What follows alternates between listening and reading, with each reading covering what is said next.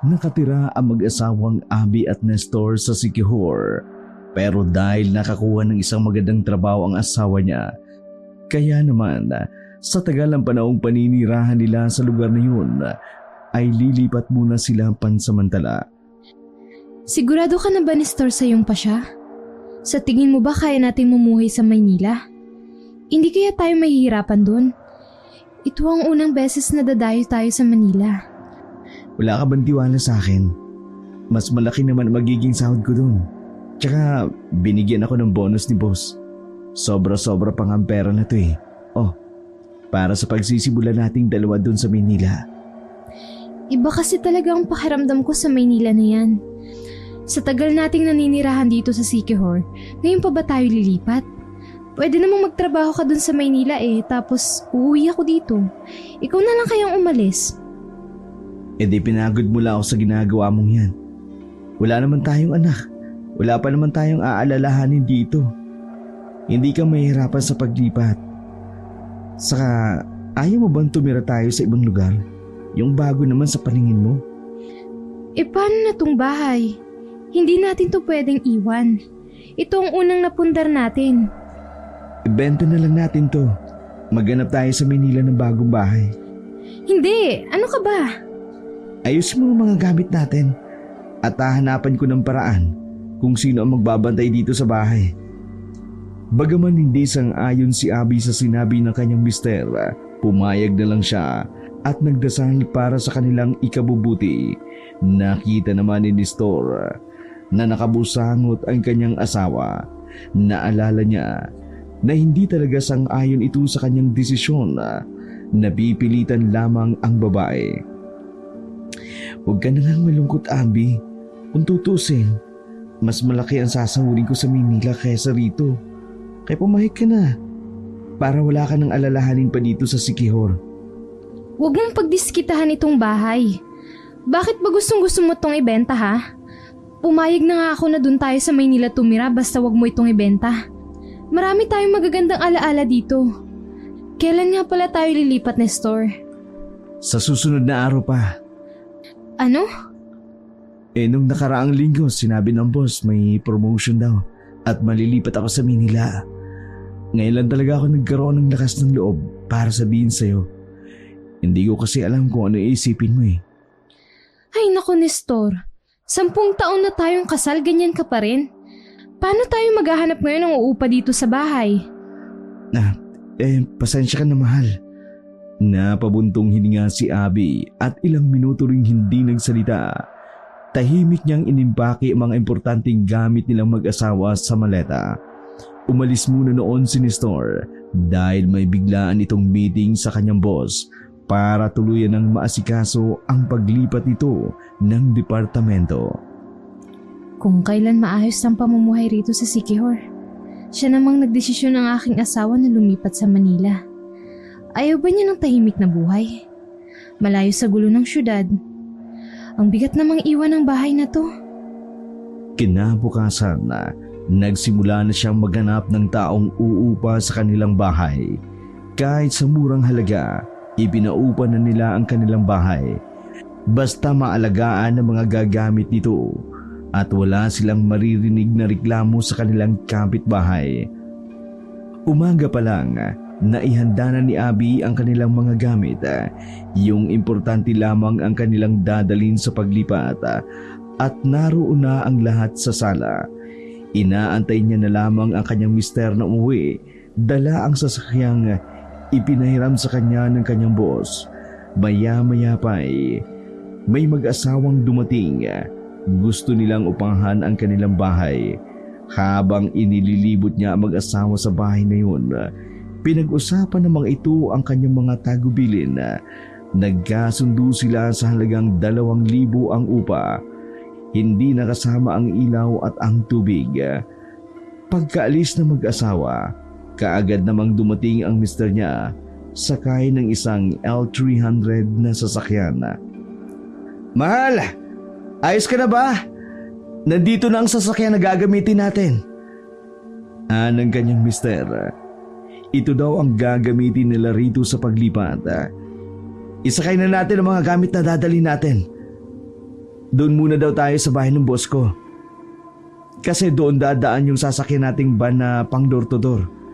Marami naman palang aalis dito para lumipat sa Maynila. Mukhang big time talaga si boss. May branch na sa Maynila ng negosyo niya. Mahal, mabuti naman at nakabalik ka na. May maganda akong balita sa'yo. Ano yun? Nakahanap na ako ng uupa dito sa bahay natin. Ang bilis naman. Akala ko kailangan pa nating bumalik para asikasuhin ang bahay. Ang swerte nga eh. May dumating at naghahanap ng mauupahan. Di mo na naabutan eh. Wala na tayong problema sa bahay. May mag-aalaga na nito. Panatag na din ang loob ko dahil mababait at maayos silang kausap. Saglit na nag-usap ang mag-asawang Abby at Nestor. Nag-iwan na lamang ng sulat si Abby sa lamesa para sa bagong uupa sa kanilang bahay. Nakalagay doon ang ilang tagubilin. Ilang oras din ang biyahe ng mag-asawa. Mabuti na lang, ligtas silang nakarating. Manghang-mangha naman si Abby sa kanyang nakita nang tumungtong na ang sasakyan nila sa Maynila. Nang marating na nila ang bahay na nakalaan para sa kanila, nilibot ito ni Abby. Ayos naman din pala itong bahay, mahal. Hindi niya lubos maisip na kaya nilang tumira sa ganung klaseng lugar. Pero sa likod ng galaga, nararamdaman niyang may nakatagong pag-aalala. Inisip niya kung kaya ba nila mag-asawa ang tumagal sa ganung lugar. Nabigla naman si Abby at biglang nag-abot ng 10,000 si Nestor. Ang laki naman yata nito, mahal. Nararapat lang yan sa'yo, mahal. Huwag mo masyadong isipin ang pera. Malaki ang sahod ko. Ewan ko sa'yo. Kahit na mataas ang sahod mo, hindi ka naman habang buhay magtatrabaho. Kaya nga andyan ka para tulungan ako. Sus, bulero ka pa rin, no? Sino namang nambobola sa'yo? Ang ganda ng misis ko Hindi yan magpapabola, no? Kaya nang lumipas ang mga araw, pinag-aralan ni Abby kung paano mamuhay kagaya ng mga tao sa syudad. Dahil Sabado yun, maagang nagising si Abby. Plano niyang mamalengke muna at paubos na rin ang kanilang pagkain. Pero bago yun, gusto niya munang maikot ang lugar na tinitirhan nila. Panay ang lingon ni Abby sa paligid. Simula nang lumabas siya ng bahay, maya-maya'y nabangga niya ang isang babae. Nasa palagay niya nasa 40 pa lamang ang edad. Galit na tumitig ang babae kay Abby. Nanlilisik ang mga mata nito sa galit. Lalo pa itong nagalit dahil sinubukang tumulong ni Abby na pulutin ang nahulog nitong bag.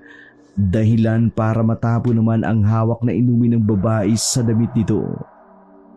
Bulag ka ba, miss? Ay, hindi ka pala miss, no? Tingnan mo naman yung itsura mo. Mukhang probinsyanang hindi marunong gumamit ng kalsada. Taga-baryo ka, no? Tatanga-tanga ka kasi. Tingnan mo, nadumihan mo ang mamahalin kong damit. Kapag dayo ka, huwag kang aanga-anga. Naku, pasensya na po kayo. Hindi ko po sinasadya. Hindi sinasadya?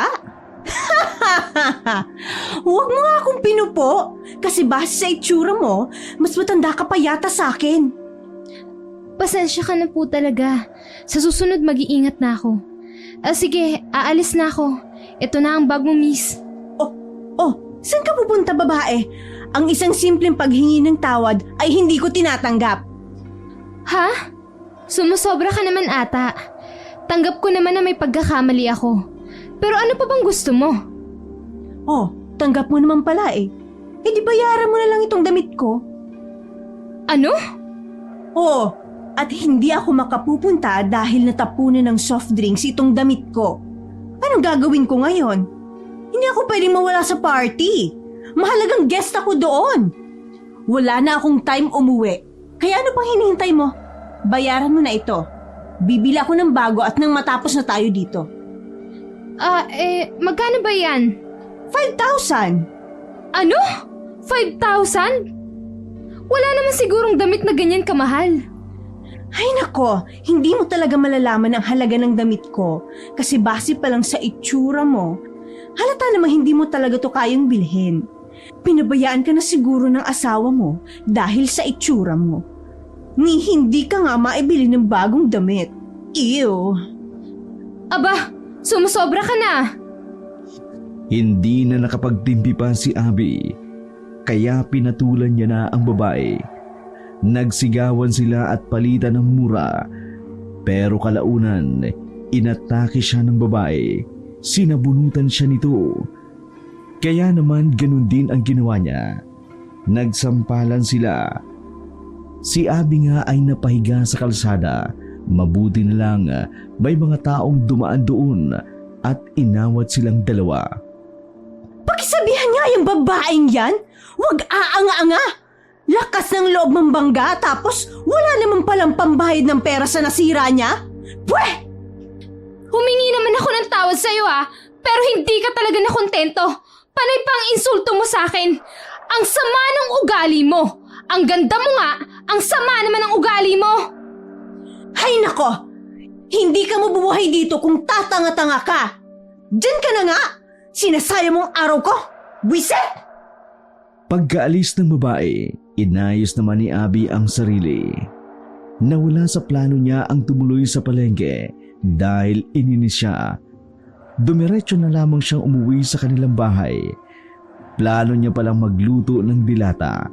Hindi makapaniwala si Abby na sadyang may ganun balang tao na manlalamang at mang-iinsulto pa sa kapwa. Naninibago lang siya sa lugar dahil hindi niya pa naman ito nararanasan sa probinsya na kanyang kinasanayan. Napailing-iling na lamang siya habang iniisip ang babaeng nakaalitan niya.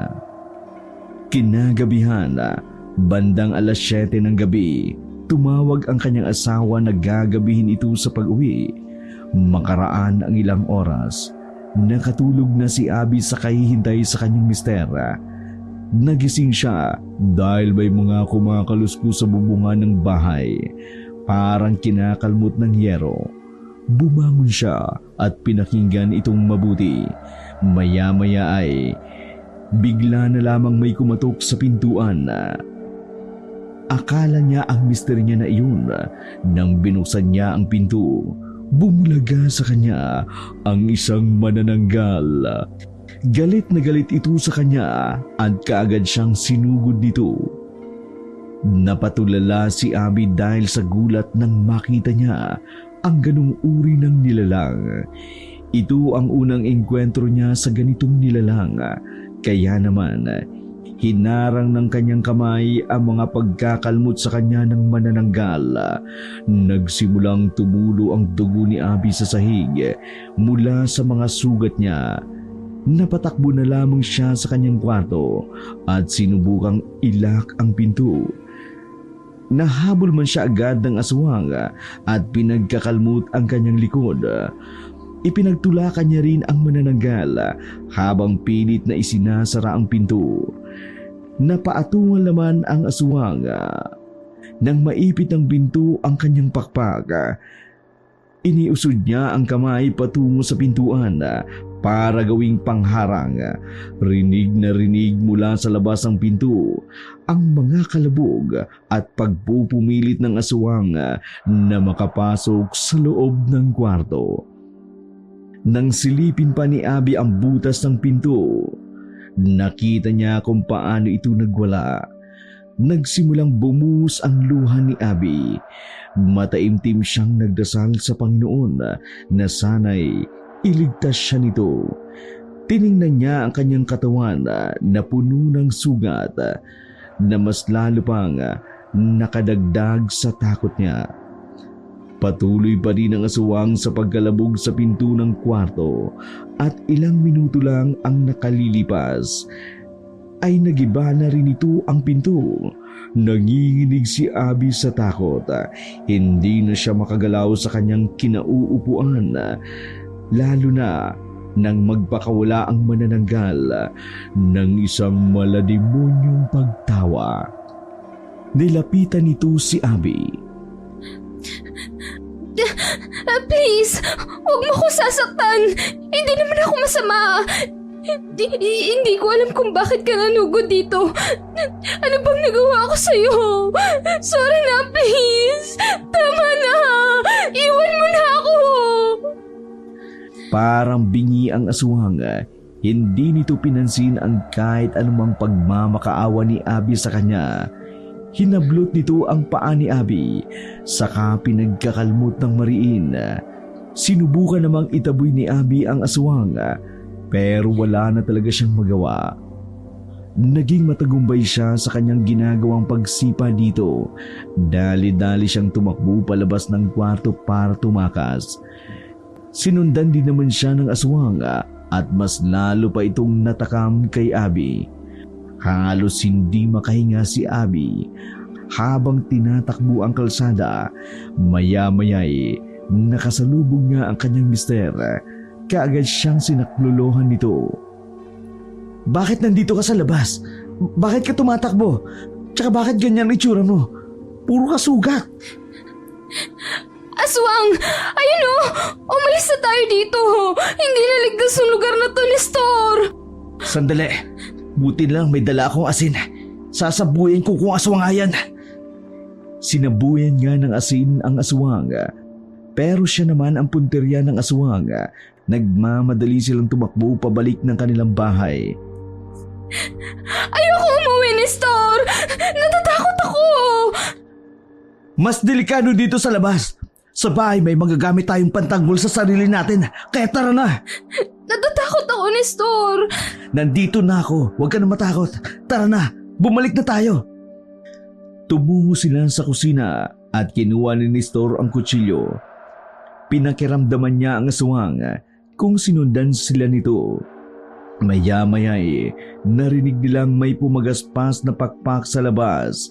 Pagkatapos ay kinalampag nito ang pinto. Saan ka pupunta? Kailangan kong labanan ng aswang para umalis na siya. Kung hindi ko siya maitataboy, hindi tayo titigilan ng aswang na yan. Pagkalabas ni Nestor, nakipagtagisan siya ng lakas sa aswang. Sinubukan ni Nestor na sugatan ang aswang, pero parati itong nakakailag. Umalis ito sa pagkakahawak kay Nestor sa tuwing aatake ito gamit ang kanyang matalas na kuko. Dito pa lang ay lugi na si Nestor sa kanyang pakikipaglaban sa aswang. Samantalang hindi pa rin gumagalaw si Abby sa pinagtataguan dahil sa takot. Hindi pa rin siya makapag-isip na maayos. Makita niya lang na nakikipaglaban ang asawa niya sa aswang. Muli na naman siyang nanginig sa takot. Pero nang makita niyang nasugatan na rin ang kanyang asawa, bumalik na sa wisyo ang kanyang pag-iisip.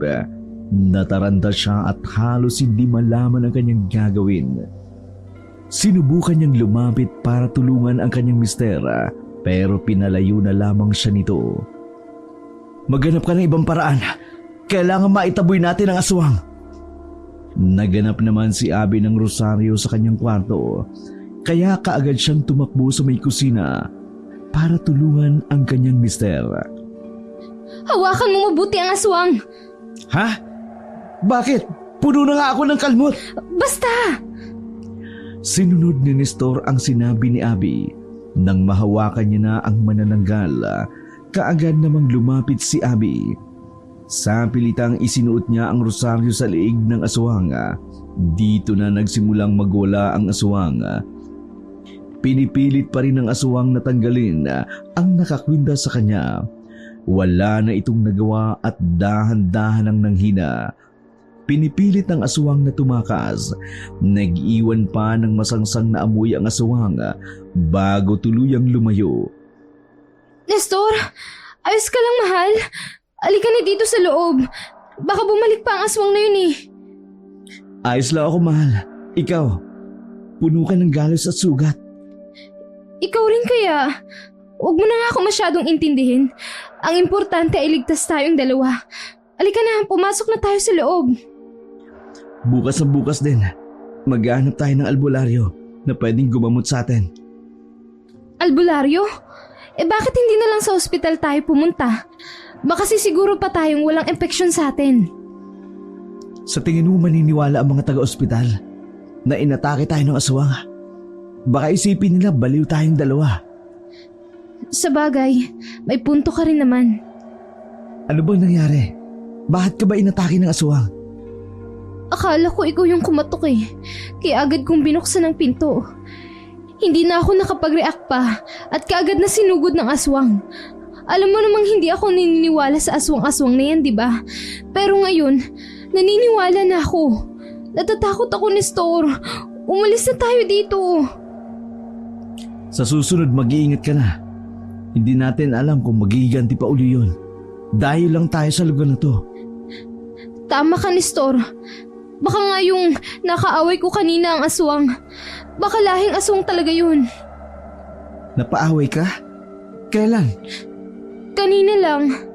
Naku, Abi ha. Tsaka na lang natin isipin ang bagay na yan. Kapag naipagamot na natin ang ating mga sarili. Sandali.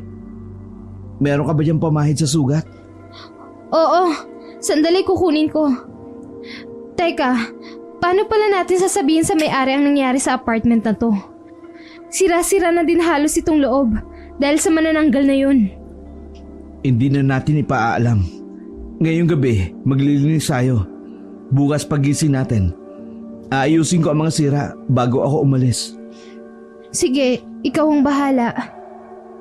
Hindi na nakatulog pa ang mag-asawa. Inabutan na sila ng 7:00 ng umaga sa paglilinis dahil sa sobrang kalat ng bahay. Pagkatapos noon, nagpunta na ang mag-asawa sa isang albularyo na itinuro kay Nestor ng kanyang katrabaho para magpatingin doon. Nang makita ng albularyo na ganoon ang kanilang sitwasyon, lubos itong nag-alala. Matatagalan daw bago gumaling ang sugat. Nagrekomenda man ang albularyo ng isang halamang gamot. Ilalaga daw ito at gagawing panglinis ng sugat. Binigyan pa sila ng isang langis. Nakalagay ito sa isang garapon para malaman nila kung may aswang sa paligid. Pinag-iingat sila ng albularyo dahil alam niyang babalikan sila ng aswang. Makalipas ang ilang araw, naging normal uli ang kanilang pamumuhay tulad ng dati. Papasok at uuwi ng trabaho si Nestor. Naging masaya naman ang kanilang pamumuhay at wala nang gumagambala sa kanila. Makalipas ang ilang buwan, nagkasakit si Nestor. Hindi malaman ng doktor kung ano ba ang dahilan nito, kaya nagpabalik-balik siya para sa mga test. Dahil sa mga gastusin, naapektuhan ang pinansyal nilang pamumuhay. Mahigit na 5 buwan nang hindi nakakapagtrabaho na maayos si Nestor. Kaya naman, naputulan sila ng tubig at kuryente. Maging ang may-ari ng kanilang inuupahan, galit na rin sa kanila dahil hindi sila maayos makapagbayad ng upa. Binigyan na sila ng araw ng palugit. Hindi pa rin sila nakakapagbayad at mapapaalis na sila ng apartment. Ano nang nangyayari sa atin? Nalulugmok na tayo, Nestor. Pasensya na, mahal. Hindi ko naman ginusto ang mga nangyayari ito sa atin. Ang gusto ko lang, makapagtrabaho at may malaking kita. Makipagsapalaran dito sa Manila. Pero nangyayari sa atin ay ganito. Huwag na tayong magsisihan, Nestor. Hindi naman natin ito kasalanan. Magtiwala tayo sa Diyos. Gagaling ka rin at magiging maayos muli ang buhay natin. Alam kong gagaling ako sa karamdaman kong ito. Pero ang sa akin lang, hirap na ako. Gusto ko na uli magtrabaho. Kahit hindi mo man sabihin sa akin, alam ko mahirapan ka din sa sitwasyon. Ikaw ang naghahanap buhay para sa atin. Hindi pwede yun. Nahihirapan ka na eh. Hindi ka dapat nagtatrabaho. Ako dapat gumagawa niyan. Hanggat may kaya kong gawin, tutulungan kita. Mag-asawa tayo. Nagtutulungan. Kaya hindi ka dapat malungkot. Kaya natin tong lagpasan. Ay nako, ubos ng savings natin. Hindi kasya ang perang kinikita mo sa pagpapaupa. Kagaya ng paglalabad at paglilinis ng bahay. Basta wag mo na yan masyadong alalahanin. Ako nang bahala dyan. Basta magpagaling ka na. 10 oras ng gabi pauwi na sana si Abby sa bahay nang makiusap ang kanyang amo na kung pwede ay samahan muna sila saglit habang wala pa ang asawa nito. Naintindihan naman ito ni Abby dahil may sakit ang anak ng amo niya. May pagkanerbiyosa pa ang amo niya kaya ayaw maiwang mag-isa sa bahay. Nang dumating ang amo niyang lalaki, pinayagan siyang umuwi. Naglakad na lang siya dahil malapit lang naman sa kanilang tinitirhan. Tahimik na ang paligid dahil tulog na ang mga tao. Seryosong naglalakad si Abby nang biglang bumulaga sa kanya ang isang aswang. Nanginginig man sa takot at pagkagulat si Abby. Napatakbo na lamang si Abby ng mabilis pero hinabol siya ng aswang. Hindi magawang lumingon ni Abby sa kanyang likuran dahil sa pagmamadaling tumakas. Inilabas niya na ang kanyang daladalang kutsilyo sa bag at nang mahawakan siya ng aswang, kaagad niyang pinagsasaksak ang kamay nito dahilan para mabitiwan siya ng aswang. Hingal na hingal naman si Abby. Ilang beses na rin siyang tumawag ng tulong pero wala pa rin nangyayari. Tila ba walang nakaririnig sa kanya. Sinikap niya talagang makapasok sa loob ng bahay. Nahabol siya ng aswang nang malapit na siya sa kanilang bahay. Mabilis na nahablot at naiangat si Abby ng aswang saka inihagis. Nang muli na siyang lapitan ng aswang, kaagad na ginamit ni Abby ang buong lakas para saksakin ang aswang sa likod nito. Galit at nanlilisik ang mga mata ng aswang sa ginawang ito ni Abby. Tinanggal ni Abby ang kutsilyong nakabaon sa likod ng aswang at muli naman itong ibinaong doon. Galit na galit ang aswang pero paulit-ulit itong ginagawa ni Abby. Isang mabahong likido ang lumabas sa likuran ng aswang nang makita at maamoy ito ni Abby. Sadya itong napalayo. Tumakbo naman ang aswang papalayo. Biglang naisip ni Abby na may kinalaman ng aswang kung bakit nagkasakit ang kanyang asawa. Pinulot ni Abby ang kutsilyo gamit ang kanyang panyo. Sa may silid sa isang plastik, pumasok na rin siya sa loob ng kanilang bahay at napansin ng kanyang asawa na hindi maayos ang kanyang paglalakad. Pagkapasok ni Abby sa apartment, kaagad niyang ikinandado ang pinto. Tiningnan niya rin ang kabuuan ng apartment. Tiningnan kung may nakabukas bang bintana. Anong nangyayari? Bakit ganyan ang kilos mo? Nakatulog ako kanina sa kahintay sa'yo. Nagising lang ako kasi may narinig akong ingay sa labas. Bakit mo isinarado ang bintana? Maalinsangan eh. Hayaan mo pumasok ang hangin sa loob. Sinugod na naman ako ng mga aswang, Nestor. Ano? Nagsisimula na naman sila. Hindi kaya silang dahilan kung bakit nagkakasakit ka? Pag-isipan natin to bukas. Magpahinga ka na. Pagod ka na sa trabaho. Kinabukasan, nagising sila ng isang malakas na kalabog na nagmula sa pintuan. May babae pang sumisigaw sa labas ng bahay. Dali-daling nagbukas ng pinto si Abby. Tumambad sa kanya ang may-ari ng bahay. Galit na galit ito sa kanila dahil hindi pa nila nabubuo ang upa. Dahil doon, sinabihan na silang umalis sa kanyang apartment. Kaya napilitang mag-abot si Abby ng 2,000 piso. Sabi naman ng may-ari, babalik siya bukas para singilin ang kabuuang upa ng bahay. Kung hindi sila makapagbibigay, pwede na silang lumayas. Napaupo na lamang si Abby sa upuan. Hinilot ang kanyang sintido. Hindi malaman ang kanyang gagawin. Pambili pa naman ng gamot ni Nestor ang natitira niyang pera. Mahal, pasensya ka na. Ibenta na natin ang bahay at lupa sa Siquijor, Nestor. Sigurado ka ba? Hindi naman tayo pwedeng umuwi doon. Kasi dito, mauhusay ang mga doktor. Mapapagaling ka nila. Wala na tayong ibang choice kundi ang ibenta ang ari-arian natin. Para may pera tayo sa pagpapagamot sa'yo. Teka, tatawagan ko si Nelfa. Sasabihin ko sa kanila na kailangan na nilang umalis para mabenta ko na ang bahay. Napanatag naman ang loob ni Abby matapos siyang marinig ang sinabi ni Nelfa. Dali-dali niya itong ibinalita sa asawa. Hindi na tayo mahihirapang ibenta ang bahay ni Nestor. Bakit? Sabi ni Nelfa, sila na raw ng asawa niyang bibili ng bahay. Uhulug-hulugan daw nila ito hanggang sa mabuo ang bayad. Mabuti na rin yun kaysa naman sa iba pa mapunta.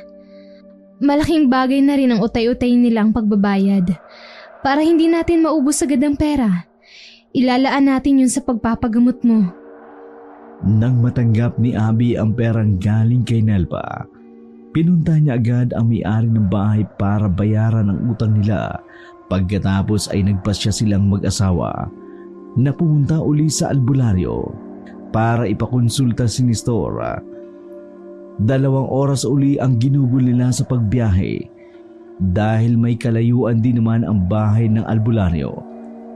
Pagkarating nila roon, kaagad na kumatok si Abby sa maliit na kubo. Kaagad naman siyang pinagbuksan ng albularyo. Hindi na nagpaligoy-ligoy pa si Abby. Kaagad niyang ibinigay ang kutsilyo na nakabalot sa panyo at plastik. Tiningnan lamang ito ng albularyo na lubos na ipinagtaka ni Abby. Maya-maya pa'y nagsalita na ito. Ani pa ng albularyo. Dapat nilang lisanin ang kanilang tirahan at lumipat na ng ibang lugar. Nagbigay na din ang albularyo ng ilang halamang gamot na dapat ipainom kay Nestor. Ang sabi ng albularyo, matindi ang galit sa kanila ng aswang dahil naglabas ito ng mabahong likido at yun ang dahilan kung bakit nagkasakit si Nestor. Hindi makayanan ng katawan ni Nestor ang likidong inilabas ng aswang kaya bumagsak ang kanyang katawan. Hindi naman gaanong naapektuhan si Abby dahil mas malusog ang pangangatawan niya kumpara sa katawan ng asawa niyang malakas manigarilyo. Binigyan ni Abby ng pera ang albularyo. Pagkatapos ay umalis na sila. Pagkarating nila sa bahay, saka sila nag-usap na dalawa. Saan na tayo ngayon pupunta, Nestor? Ibinenta ko na ang bahay natin sa Siquijor. Hindi na tayo pwede dito dahil talagang papatayin tayo ng aswang. Akala ko ba okay dito sa Maynila? Bakit pa kasi tayo nagpunta dito eh? Saan na tayo ngayon titira? Doon na muna tayo pansamantala sa bahay ng tatay ko. Wala naman siyang kasama dun. Tsaka ako lang naman yung nag-iisang anak niya. Matagal din namang patay ang nanay. Matutuwa yun kapag nagkita uli kami. Tsaka baka matuwa yun kung malalaman niyang doon ako titira. Matagal niya na kasi akong pinauuwi. Sigurado ka ba, mahal? Hindi ba masyadong nakakahiya sa tatay mo? Hindi yan. Ako ang bahala. Sige, mabuti na rin kung may kasama tayong matanda. Mas magagabayan tayo sa nangyayaring ito sa atin. Pinagtulungan nilang ayusin ang mga gamit. Pagkatapos nilang makapag-impake, iniwan na nila ang lugar para pumunta sa lugar ng ama ni Nestor. Ilang oras din ang naging biyahe ng mag-asawa bago marating ang probinsya ng ama ni Nestor. Umaga nang marating nila ang lugar. Pagdating nila doon, nahatak agad ang kanilang atensyon ng kumpulan ng mga taong nasa isang malaking puno ng mangga. Hindi alam ng mag-asawa kung ano yun. Dala ng kanilang kuryosidad. Nakiusyoso sila. Rinig na rinig nila ang tsismisan ng mga tao. May isang biniktima daw ng aswang sa baryo na yun. Halos masuka naman si Abby habang nakikinig sa usapan ng tao. Isang matandang lalaki raw ang winakwak ang tiyan para kunin ang lamang loob. Pagkatapos ay isinabit sa punong kahoy ang katawan nito. Agad namang hinila ni Abby si Nestor papalayo sa lugar na yun dahil kung matatagalan pa, baka mahimatay na siya. Mahal! Ano ba yan? Hanggang dito ba naman aswang pa rin ang usapan?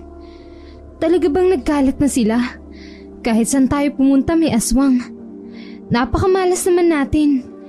Bumalik na lang kasi tayo sa Siquijor. Mahal naman, andito na tayo.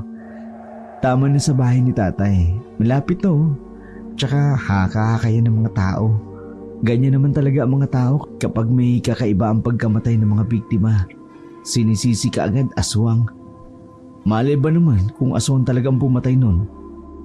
Pero di ba nga, tayo mismo ay nakaranas ng aswang. Hindi na yun imposible. Kahit saan tayo magpunta, may aswang talaga. Eh di yun naman pala eh. Di malay mo. May aswang na rin sa Siquijor. Tara na, magpakita na tayo kay tatay. Malay mo, dito na ako gagaling. Makakabalik na ako sa trabaho pag nagkataon.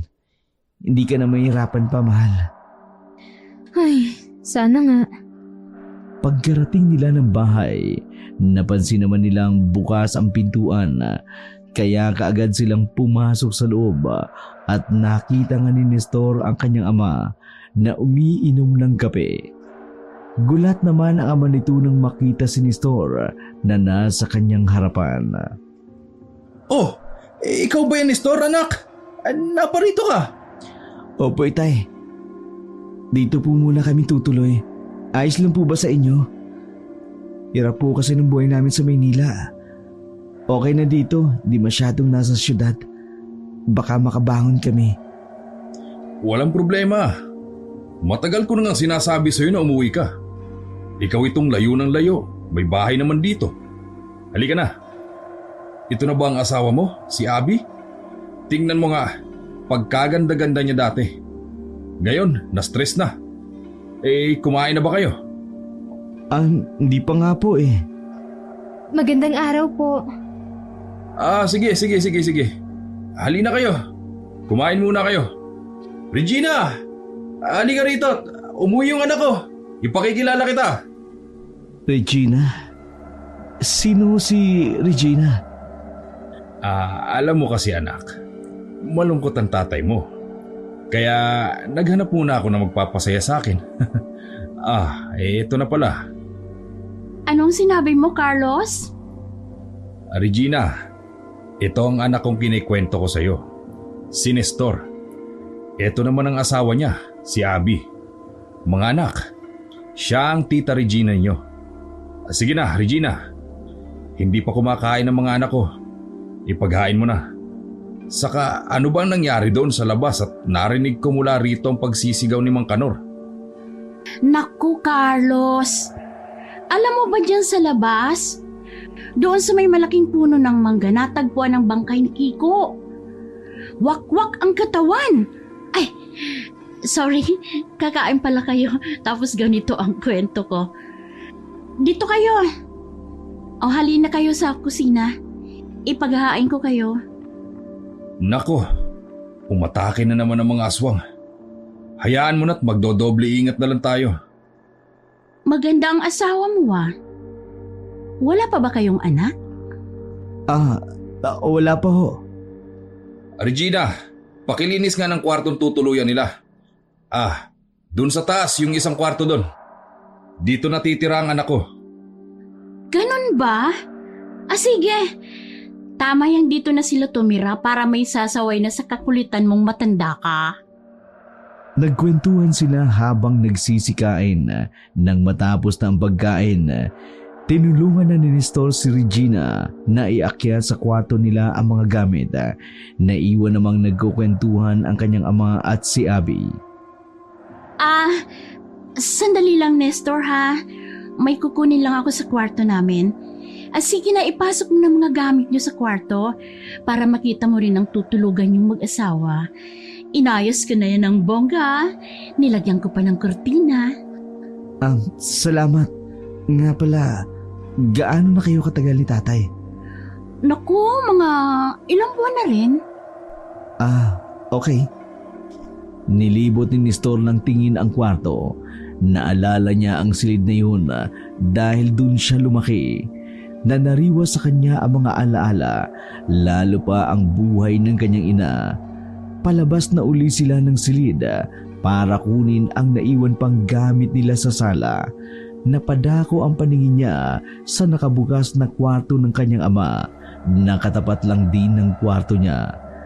Nakita niyang nagpapalit ng damit si Regina. Napalunok siya ng laway nang makita ang makinis na katawan ng babae. Halos kaidara ng asawa niya ang babae. Pero maiksing magsuot ng damit ang bagong asawa ng kanyang ama, kaya mas lumilitaw ang kaseksihan nito. Iniwas na lang niya ng tingin, pero bigla naman siyang tinawag ng babae. Nestor? Ano, may kailangan ka pa ba? Wala na. Kukunin ko lang yung ibang gamit namin sa baba. Sige. Sandali, tutulungan na kita. Hindi, kaya ko na to. Di ba kaidaran ka lang ng asawa ko? Kinabukasan, naikwento ni Nestor sa ama ang sakit niya habang nag-aalmusal sila. Ibig mong sabihin, gawa ng aswang ang sakit mo? Oho, itay. Regina? Bakit ako? Hindi ako aswang. Carlos, wala akong kinalaman dyan Gaga ka talaga. Samahan mo si Nestor doon sa nanay mo. Di ba marunong siyang manggamot ng mga inaaswang? Lilinawin mo kasi. O sige, dadalhin ko siya dun. Salamat naman. Kailan pala? Ikaw, kung kailan mo gusto. Tapos, hanapan mo na rin ang mapaglilibangan itong si Abby. Tiyak kasing naiinip siya rito. Nasa ibang lugar siya kaya maghahanap siya ng pampalipas oras. Okay, walang problema. Ako nang bahala. Gusto mo ba sa parlor, Abby? Ha? Ano naman ang gagawin ko doon? Nagmamanicure pedicure kasi ako doon. Pwede kitang turuan. Madali lang ang trabaho doon. Tapos, tamang sagap lang tayo ng chismis. Regina, umandar na naman ang kalokohan mo. Isasama mo pa itong si Abby sa pagsagap mo ng chismis dito sa lugar natin. Naku naman, Carlos, kahit di ko isama yan, makakasagap talaga yan. Mainam na yung may kasama siyang sumagap. Unti-unting nagbago ang pangangatawan ni Nestor mula nang magpagamot siya sa ina ni Regina. Bumalik na ang malusog nitong pangangatawan. Mahusay ang panggagamot sa'yo ng ina ni Regina, mahal. Gumagaling ka na. Tama lang ang desisyon natin na dito tayo pumunta. Gagaling ka nga dito. Napansin ko nga rin eh. Nga pala, may sinabi sa akin si Regina na trabaho. Susubukan kong pasukin. Oh, kaya na ba ng katawan mo? Palagay ko naman kaya ko na magtrabaho uli. Tsaka madali lang yun. Bodega lang naman daw ng sitseria. Maglilista lang ako ng mga bagong dating na produkto. Tsaka ililista rin ang mga ilalabas. Puro sulat-sulat lang. Mabuti naman kung ganun. Hindi ka na magbubuhat ng mabibigat. Okay na rin yan para kahit papaano ay kumikita ka na. Nakakahiya kasi na hindi tayo nag-aambag dito sa bahay eh. Kumusta naman ang trabaho mo sa parlor? Ayos lang. Natututo na ako sa trabaho ni Regina. Palagi siyang umaalis kasi may mga racket siya sa labas. Mga home service daw. Sabi niya, kapag mahusay na ako, pwede na rin daw ako mag-home service. Ganun ba? Maswerte rin si tatay nang mapangasawa niya si Regina. Masyado siyang bata para kay tatay. Pero ayos na rin yun. Mabait naman eh. Oo, mabait si Regina at Kuwela. May katagalan na rin si Abby nagtatrabaho sa parlor. Nasasanay na rin siya sa panay na pag-alis ni Regina. Pero habang tumatagal, lalo itong napapadalas. May mga araw na umaalis ito ng umaga at hapon na bumabalik. Hindi niya naman magawang usisain dahil palaging sinasabi ng babae marami raw siyang kliyente. Hanggang sa tumagal, kinukutuban na ng hindi maganda si Abby. Bukod kasi kay Regina, napapadalas na rin ang pag-uwi ni Nestor ng gabi na ang katwiran nito, maraming trabaho at bayad naman daw ang OT nito. Dahil hindi mapakali si Abby, isang beses ay sinundan niya si Regina. Gulat na gulat siya dahil pinuntahan ng babae ang lugar kung saan nagtatrabaho ang kanyang asawa. Wala namang masama siyang nakikita kasi kliyente niya nga ang may-ari ng sitsiryahan. Ilang minuto rin siyang nasa may kalayuan at nagmamasid sa kanila.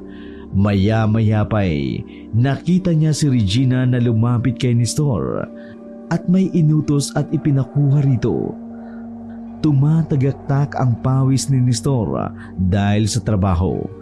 Nang maibigay na ng kanyang asawa ang kailangan ni Regina, ikinagulat ni Abby nang makitang pinunasan ni Regina ang pawis ng kanyang asawa.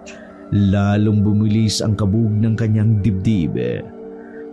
Anong ginagawa niya sa asawa ko? At hinahayaan lang yun ni Nestor? Anong ginagawa nila? Umuwi ng bahay si Abby ng mas maaga. Hindi na rin siya nagpaalam kay Regina. Nag-abang siya sa asawa pag-uwi nito. Nang mapansin siya ng biyanan. Oh, nag-aalala ka ba sa asawa mo? Gabi na, wala pa. Nako, hindi yun mapapano. Talagang ganun ang trabaho sa sitsiryahan. Hindi siya makakauwi kapag maraming dating na sitsirya hanggang hindi niya na ililista lahat. Medyo kuripot ang may-ari nun at ayaw kumuha ng ibang tao. Ganun ho ba? Ano ho kung puntahan ko na lang si Nestor? Gabi na. Hintayin mo na lang. Ito ang si Regina. Hinahayaan ko lang sa mga pinaggagawa niya. Kasi marami talaga siyang customer sa manicure at pedicure niya. Nagagalit yun kapag pinagbabawalan. Hindi ho kasi ako mapalagay, Tay. Ikaw ang bahala kung gusto mong puntahan. Pwede naman. Mag-ingat ka lang at gabi na. Opoy, Tay. Salamat ho. Dali-daling umalis ng bahay si Abby. Habang naglalakad siya, nakita niya sa di kalayo ang pauwi na si Regina.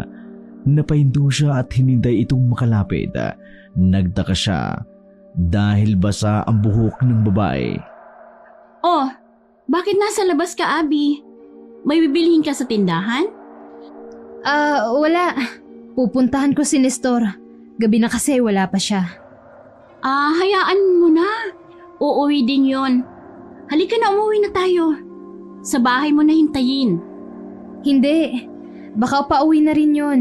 Sasalubungin ko na lang. Okay, ingat ka dyan. Regina. Bakit? Naligo ka? Basa kasi ang buhok mo. Oo, may-ari ng swimming pool ang nilinisan ko ng kuko ngayon. Nag-swimming na ako kasi nandoon na rin ako. Ganun ba? Maganda ang pool na yon. Sa sunod, sabihin ko kay Carlos na mag-swimming tayo doon. Sige. Paano? Aalis na ako. Uwi ka na. Naghihintay ang tatay doon. Okay. Hindi kumbinsido si Abby sa dahilan ng babae. Habang naglalakad siya, saktong nakita niya ang paparating na asawa. Saan ka galing? Bakit ang tagal mo? Ha? Ano ka ba? Siyempre nagtrabaho ako. Tsaka bakit nasa labas ka pa? Hindi ka nabasa ng pawis May tagapunas ka na ba ngayon? Pinagsasabi mo, pagod ako Abby ha. Madami akong trabaho, kaya wag muna ngayon. Umuwi na tayo. Siguraduhin mo na trabaho ang inaatupag mo, Nestor. Humanda ka talaga sa akin kapag nambabae ka. Ay, tara na nga, umuwi na tayo. Pagka-uwi nila ng bahay, naaktuhan pa ni Regina na nilalambing ang ama ni Nestor. Honey, tulog na tayo. Malalim na ang gabi. Dapat nasa loob na tayo ng kulambo. Agad na siniko ni Abby ang asawa dahil natuon ang mata nito sa dalawa. Umiwas naman si Nestor. Dumiretso ito sa kusina para uminom ng tubig. Sumunod naman si Abby sa asawa. Kakain ka ba? Ha? Ipaghahain kita kung kakain ka. Bakit nagulat ka sa tanong ko? Bukod sa pagkain inihahain ko, may iba ka pa bang kinakain? Abby, ano bang sinasabi mo? Ikaw ba, kumain ka na? Wala akong gana. Matutulog na ako. Kumain ka na lang kung gusto mo. May pagkain dyan sa mesa. Bahala ka na sa buhay mo. Pagkasabi niyon, umakyat na si Abby sa kanilang silid. Pagtapat niya sa pintuan, napahinto siya dahil narinig niya ang mga ungol sa kabilang kwarto. Buisit! Inis niyang ibinalibag ang pinto pagkapasok niya sa loob. Naiga siya at hindi niya pinansin ang asawa na pumasok sa silid. Diretsong naiga si Nestor. Hindi pinansin ang asawa. Pareho silang hindi makatulog. Pinakiramdaman ni Abby ang asawa. Nagpanggap si Abby na tulog na para malaman ang kilos ng asawa. Panay ang tayo sa higaan ni Nestor. Hindi mapakali. Hindi makatiis si Abby kaya kinumpronta niya ang asawa. Ano ba? Bakit hindi ka makatulog? Nandadamay ka eh. Shh! Ibang pakiramdam ko eh. May nakatingin sa atin sa bintana. Isarado mo nga yan. Ayoko. Ang sarap-sarap ng hangin isasarado. Maya-maya'y nakarinig sila ng alunong ng aso sa paligid. Alalang-alala siya dahil naalala niya ang saad ng kanyang ina. Kapag umalulong daw ang aso, may nakita itong kakaibang nilalang. Mahal, Oh, ano ba yun? Nakakakilabot. Isarado mo nga ang bintana. sabi ko na sa'yo, isarado mo eh. Ikaw na. Baka mamaya may aswang na sumilip eh. Maya-maya pa, isang malakas na tunog ng napakalaking ibon ang lumipad ang narinig nila. Ay, peste! Maisara na nga ang bintana. Lumabas ka muna. Katukin mo muna si Papa sa kwarto nila. Dalian mo! Bilis! Ha? Ikaw na lang. Baka makaistorbo ako sa kanila eh. Kanina kasi may kakaibang ungol dun. Ay, naku! Agad namang lumabas ng silid si Nestor. Ginising ang ama. Pagkatapos ay siniguradong walang bugas sa bintana at pintuan sa loob ng bahay. Ano ba nangyayari? Kasi hutay, may naririnig kami sa labas na parang malaking ibon. Ay, ano ba kayo? Normal yan dito. Palagi talagang may umaaligin na ganyan dito. Basta dapat sarado lang ang mga bintana at pinto. Tapos matulog na tayo. May aswang! Isang manananggal ang nasa labas! Gusto pumasok sa bahay, nagwawala siya! Ano? Anong gagawin natin? Mahal, natatakot ako.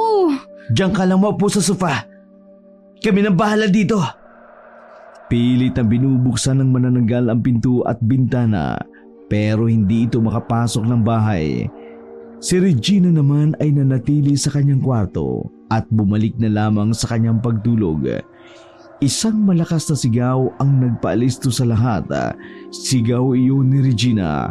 Dali-dali silang pumunta sa silid at naabutan nila itong sinasakal ng aswang. Nagliliyab ang galit sa mga mata nito. Kinuha ni Mang Carlos ang buntot pagi na nakatago sa kanyang damitan. Pinaghagupit ang manananggal. Napaatungal ang manananggal. Binitiwan niya si Regina at sumugod naman kay Carlos. Isara niyo ang bintana! Bakit mo ba kasi binuksan, Regina? Hindi ako! Yung aswang mismo ang nagbukas dyan, no? Agad na isinara ni Abby ang bintana.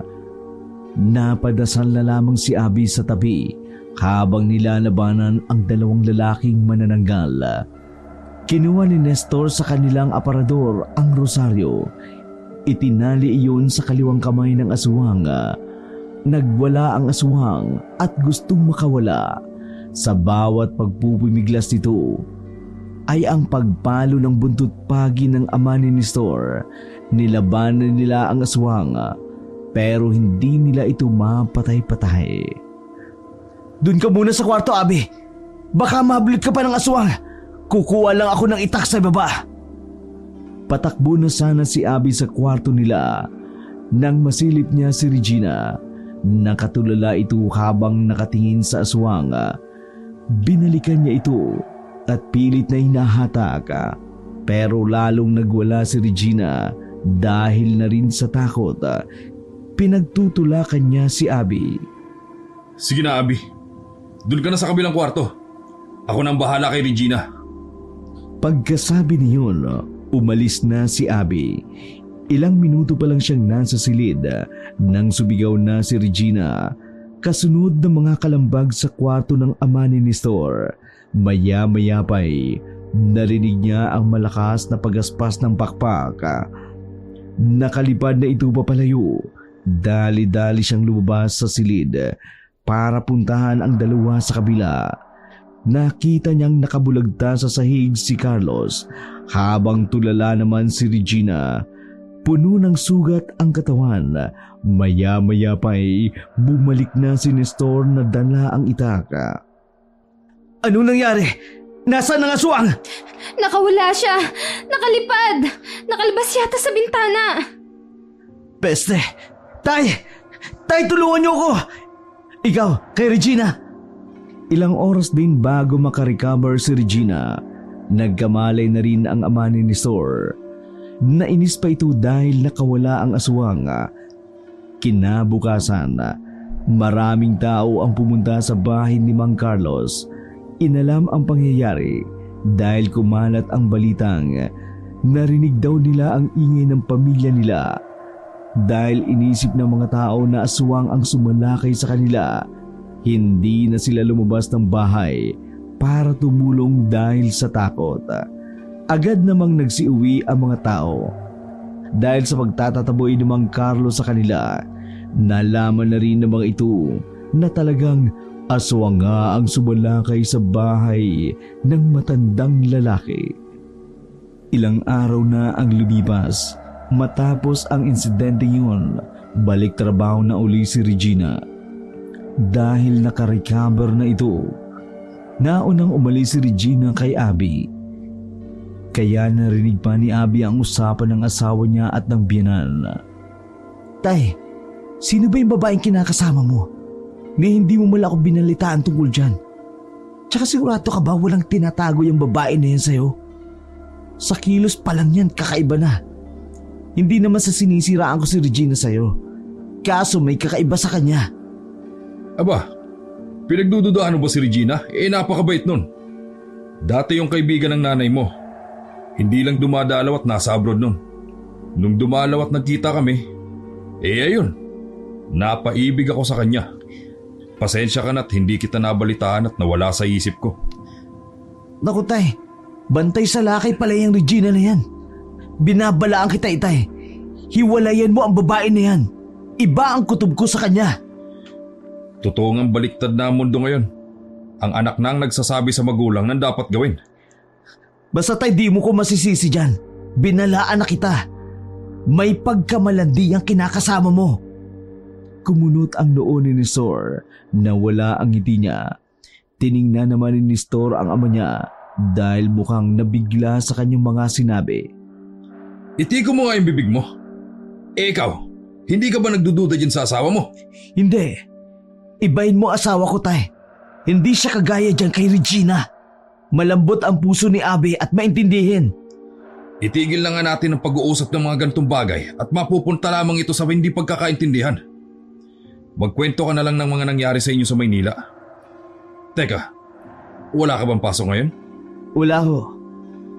Dahil nagkainitan ang mag-ama, minabuti ni Abi na umalis ng bahay para magkaroon ng pribadong pag-uusap ang dalawa. Habang naglalakad si Abi ay napangiti siya. Akala ko talaga niloloko na ako ng asawa ko. Muntik na akong magpadala sa katub ko na may nangyayaring hindi maganda sa kanila ni Regina. Pero hindi pa rin dapat ako pakampante. Kailangan si Regina ang bantayan ko. Tama si Nestor. Bukod sa malandi ang kinakasama ng tatay niya, ramdam kong may sikreto siyang tinatago. Kailangan kong malaman yun. Pagkarating niya sa parlor, naabutan niyang nagwawali si Regina. Tinulungan niya na rin itong maglinis. Maya-maya pa'y natabig niya ang florera at nabasag. Ano ba yan, Abby? Napakatanga mo naman. Pasensya na, hindi ko sinasadya. Alam mo, ang tanga mo. Hindi mo deserve asawahin yung si Nestor. Teka. Bakit mo dinadama yan? Anong kinalaman niya dito? Hindi ka pa wife material. Simpleng luto nga lang nagkakamali ka pa? Ni hindi mo maalagaan yan si Nestor? Umalis na yon, panigurado wala man lang kain. Ba't ka naman nangingialam? Buhay mag-asawa namin to. Hindi naman ikaw ang nanay ni Nestor ah. Buti pa, intindihin mo na lang ang lalaking pinakikisamahan mo. Tingin din sa sariling tinatapakan ah, at baka matapilok ka. Kadalasan, yan talaga ang sinasagot na mga ayaw magpasabi. Makitid ang utak! Sinong sinasabihin mong makitid ang utak, Regina? Ikaw! Sino pa ba? Tapatin mo nga ako. Gusto mo ba ang asawa ko, ha? Makapangialam ka sa ginagawa ko. Mahiya ka naman. Hindi ko alam, kaya sinasabi ko. Baka isang araw mawala siya sa'yo. Hindi mawawala sa akin ang asawa ko. Kung may magtatangkamang agawin siya, humanda siya sa akin. Gagawin ko siyang daing. Buong araw silang hindi nagkibuan.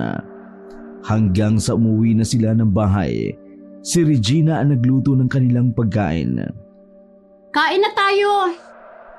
Isang mainit na tinginan ang nangyari sa pagitan nilang lahat. Habang kumakain ang lahat, ay nagpapakiramdaman naman sila. Ang sarap yata ng pagkain natin ngayon. Siyempre, luto ko. Walang tatapat dyan. Pagkatapos nilang kumain, naiwan na ang dalawang babae sa kusina para magligpit ng pinagkainan. Ako na ang magliligpit dito. Magpahinga ka na. Dapat lang. Ako na nga nagluto. Dapat ikaw naman ang maghugas ng plato. Gawain niya ng katulong eh. Ano bang nangyayari sa'yo? Bakit nag-iiba ang ugali mo? Naaalibadbara na kasi ako sa'yo. Di umalis ka dito. Ikaw itong sampid. Bakit hindi ko umalis? Una akong tumira sa bahay na ito kaysa sa'yo. Bagal talagang gumalaw. Pinanganak ka bang pagong? Hindi na sumagot si Abby at nagpokus na lamang ito sa kanyang ginagawa. Nilinis niya ang buong kusina dahil puro alikabok ang kanto nito. Daming alikabok! Parang walang nakatirang babae dati. Buti na lang, nandito na ako. Magiging bahay na ito. Dapat mo lang talagang gawin ang gawain ng mga katulong. Diyan ka na nga, kakairita. Pagkalabas ni Abby sa kusina, nakita niyang nanunood ang tatlo ng palabas sa TV. Mahal! Bakit? Pailot nga naman ng likod ko. Ang sakit eh. Sige, halika dito. Kamusta naman ang trabaho mo sa parlor? Ayos lang naman, mahal. Tsaka wala namang problema. Bakit mo naman biglang naitanong yan? Wala. Sumagi lang sa isip ko. Habang minamasahe ni Abby ang asawa niya, napatingin siya kay Regina. Halos manlambot siya nang makita ang panlilisik nito ng tingin sa kanya. Ilang beses din siyang kumarap nang makitang naging pula ang mga mata nito. Nakahinga naman siya ng maluwag nang makitang normal na uli ang mata ng babae. Bakit ganun ang mata niya? Namamalikmata ba ako? Ano yun? Wala. Isang araw, dahil walang trabaho si Nestor, sinamahan na lamang niyang mamalengke ang asawa niya. Habang naglalakad sila papunta sa palengke, nakita nila si Regina na nakasakay sa tricycle. May kasamang lalaki. Di ba? Oo, nakita ko nga. Sundan natin kung saan sila pupunta. Sandali, ayun sila. Tatawagin ko lang ang papalapit na tricycle. Manong! Sundan niyo po yung tricycle na yun. Sa kasusunod nila, napunta sila sa isang bar. Sinundan nila ang dalawa. Bumili lamang ang lalaking kasama ni Regina ng alak. Pagkatapos ay dumiretso sila sa isang hallway. Nang sundan nila ito, doon nila nalaman may pinupundan pala itong pribadong kwarto ng bar na yon. Anong gagawin natin? Maghintay lang tayo. Ito ang gusto kong sabihin kay tatay.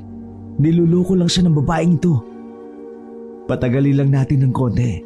Saka natin papasukin ang kwarto. Mahuli lang natin siya sa akto.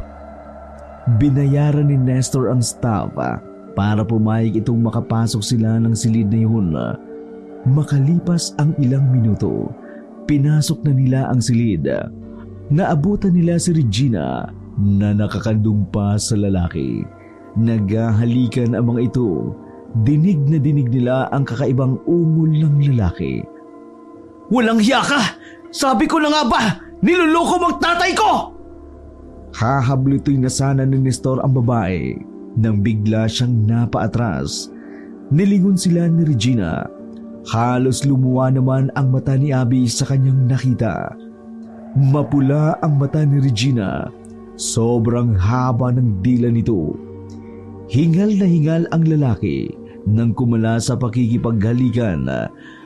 Tila na ubusan ito ng hininga. Nang bahagyang makabawi ng lakas ang lalaki, itinulak nito si Regina, saka tumakbo palabas ng silid habang sumisigaw ng aswang. Aswang ka, Regina? Yan palang sekreto mo! Mga pakialamero! Humanda kayo sa akin! Umalis na tayo, Nestor. Tumakas na tayo. Aswang nga siya. Wala tayong laban dyan. Paisa lang! Sinuntok muna ni Nestor si Regina sa sikmura. Pagkatapos ay mabilis silang lumabas ng bar. Kaagad silang pumara ng tricycle. Nagpahatid sa kanilang bahay. Gulat na gulat naman si Carlos nang dumating silang humahangos. Ano nangyayari sa inyo? Tay, sabi ko na nga ba, aswang ang babaeng pinakisamahan mo. Ano? Ano naman ba ito, Nestor? Totoo, Itay. Sinundan namin siya kanina kasi nakita namin may kasama siyang lalaki. Dinala niya sa isang paupahang silid tapos doon niya binibiktima.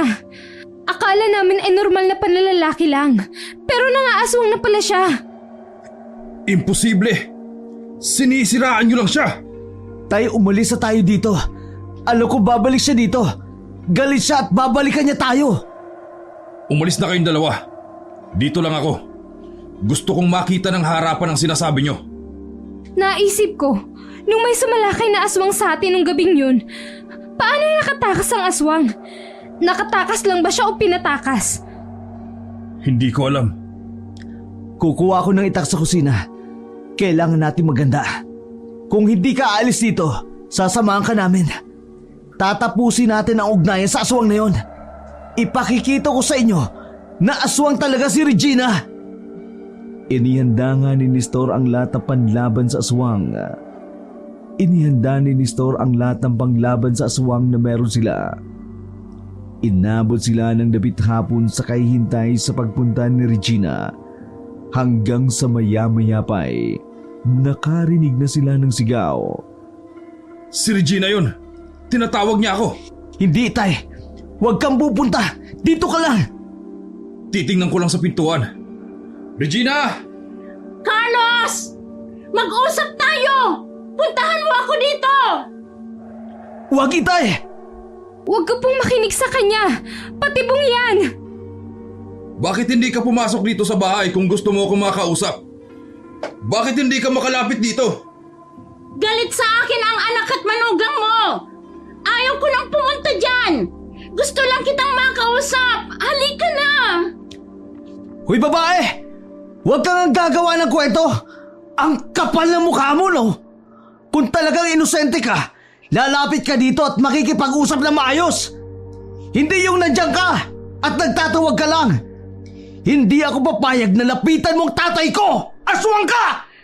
Huwag kang maniniwala sa kanila, Carlos! Matagal na tayong magkasama!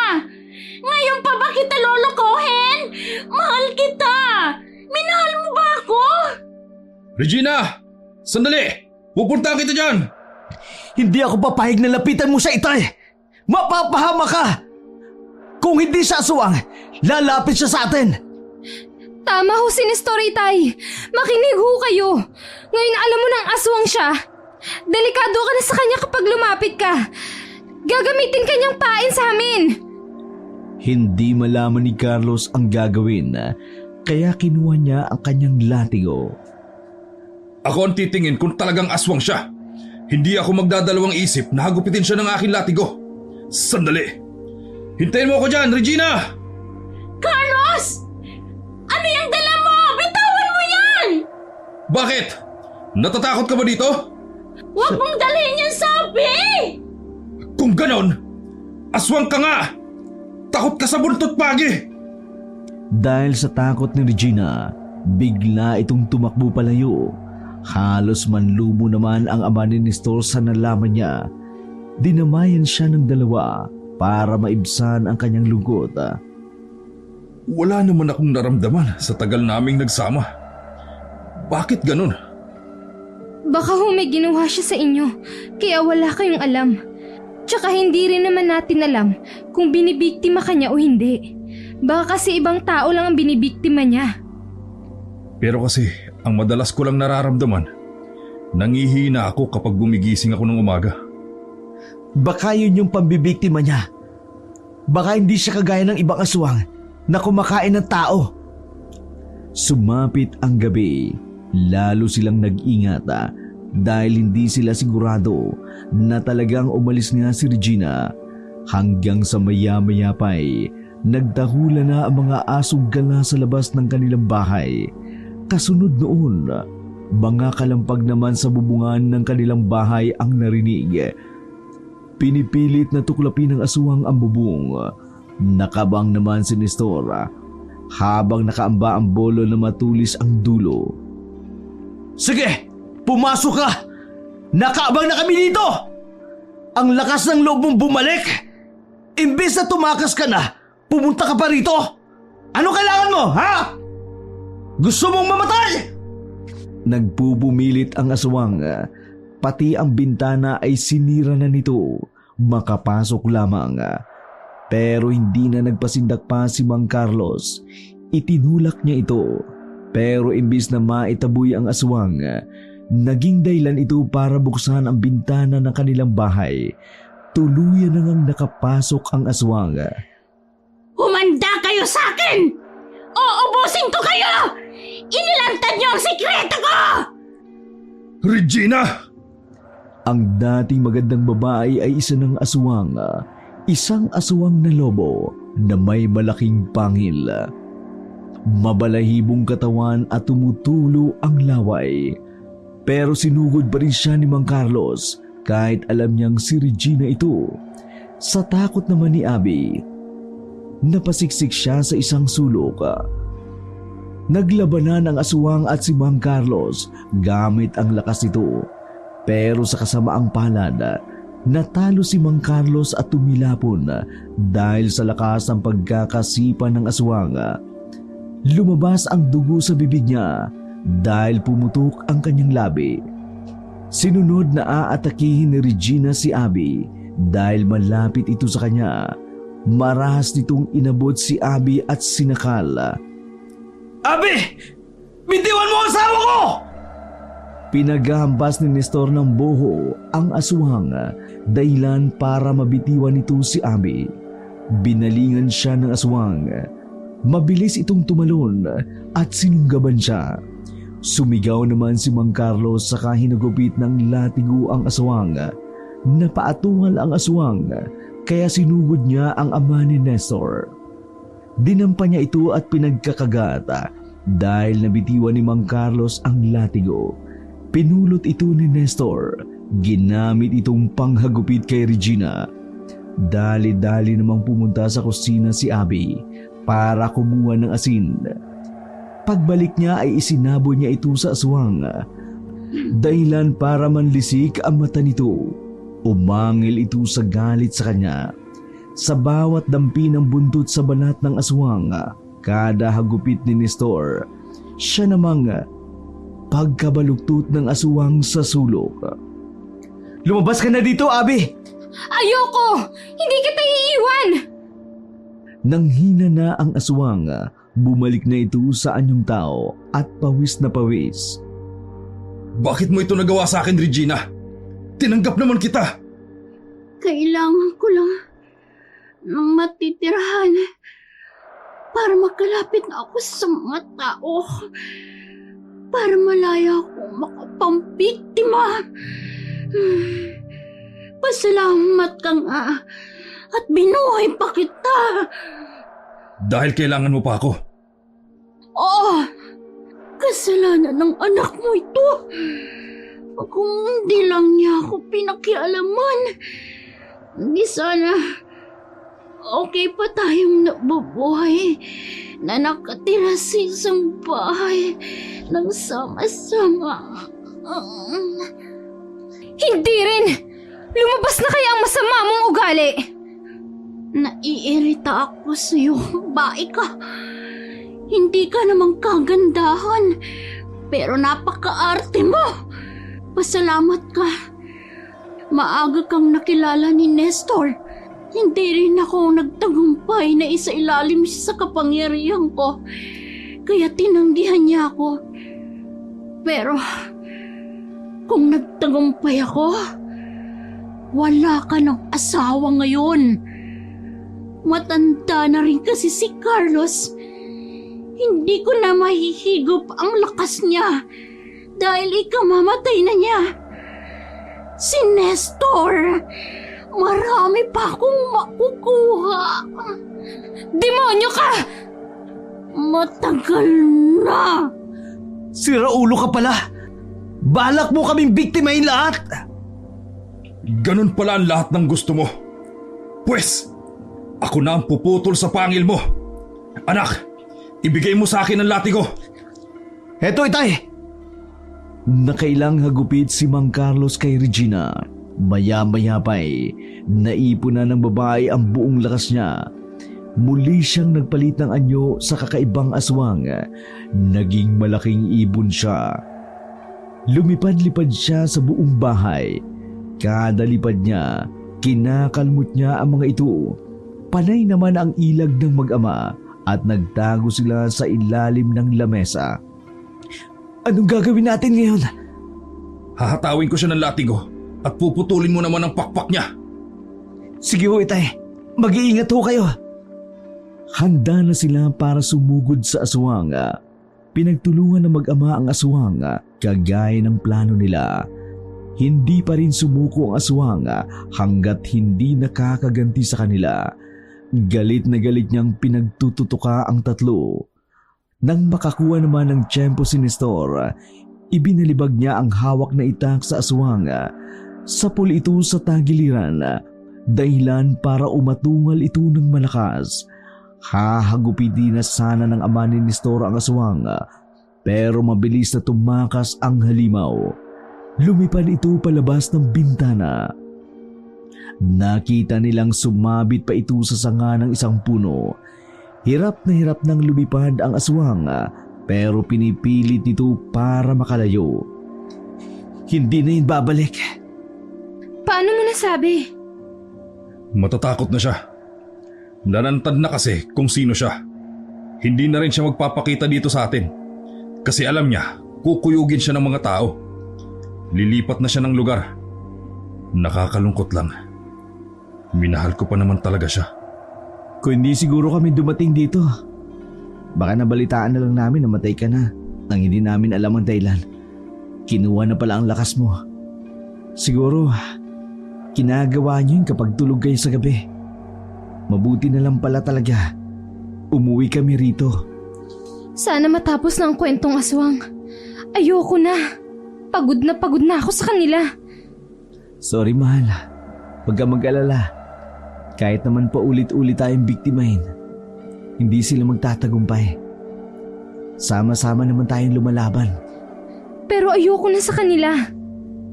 Maglalagay na tayo ng mga pangontra Mula bukas, wala nang aswang na makakapasok sa bahay natin. Pagod na ako. Gusto ko na magpahinga. Magpahinga na rin kayong dalawa. Salamat nga pala sa lahat. Nailigtas niyo ang buhay ko. Pagdalikod ni Carlos, nalungkot din naman si Nestor para sa ama. Malalagpasan din niya yan. Nandyan ka naman para sa kanya, mahal. Oo nga. Salamat at nandiyan ka rin para sa akin. Hindi mo ko iniiwan. Muntik na nga. Buti na lang, nagkalinawan na. Muntik ko na nga isipin na may namamagitan sa inyo ng aswang na yun. Sa dami ng mga babae, sa aswang pa talaga. Ano? Excuse me. Ayoko sa maikling manamit, no? Talaga ba? Napapansin ko nga panay ang hagod mo ng tingin sa legs eh. Shh! Tuy, marinig ka ng tatay. Doon tayo sa kwarto. Magpahinga na rin tayo. Che!